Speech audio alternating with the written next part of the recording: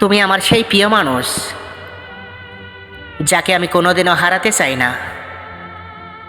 দেখো, তবু আজ আমাদের মাঝে পাহাড় সমান দূরত্ব।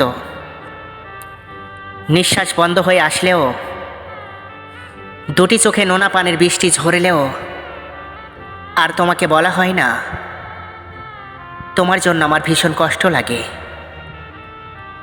এক নজর তোমাকে দেখার জন্য মনটা ব্যাকুল হয়ে যেত, আর এখন তোমাকে দেখতে না পাওয়ার অপেক্ষা নিয়ে বাকিটা জীবন কাটাতে হবে। তোমাকে ছাড়া সত্যি বেঁচে আছি, কিন্তু ভালো নেই। বাস্তবতা আমাদের নির্মমভাবে বসতে শিখিয়েছে। তবুও বলবো, সত্যি ভালোবাসা সুন্দর। এই তো কয়েক মাস আগে তুমি আমার ছিলে, আর আমি তোমার ছিলাম। কতই না সুন্দর ছিল আমাদের দিনগুলো। কিন্তু সেই দিনের 5 মিনিট ঝগড়ার পর থেকে 5000 কিলোমিটার দূরত্ব বাড়িয়ে দিয়েছো তুমি আমাদের মাঝে।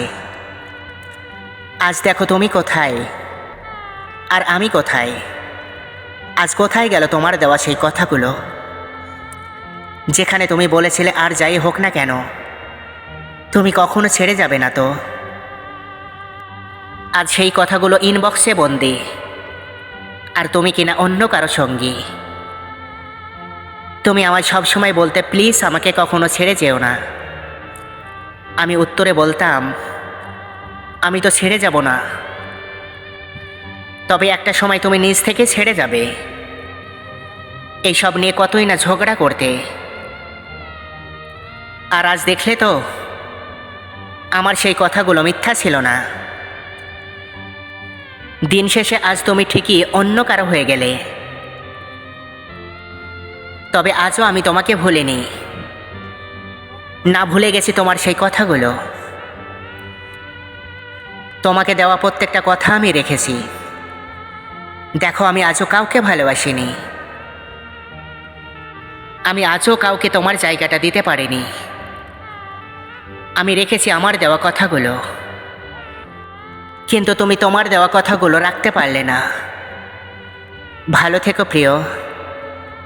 তুমি খুব শখের একটা মানুষ ছিলে আমার। আমার জীবনে একজন মানুষ এসেছিল, তবে সেটা অল্প সময়ের জন্য। সে নিজের থেকে এসেছিল। খুব ভালো একটা সম্পর্ক হয়েছিল। ঘন্টার পর ঘন্টা কথা বলতাম তার সাথে।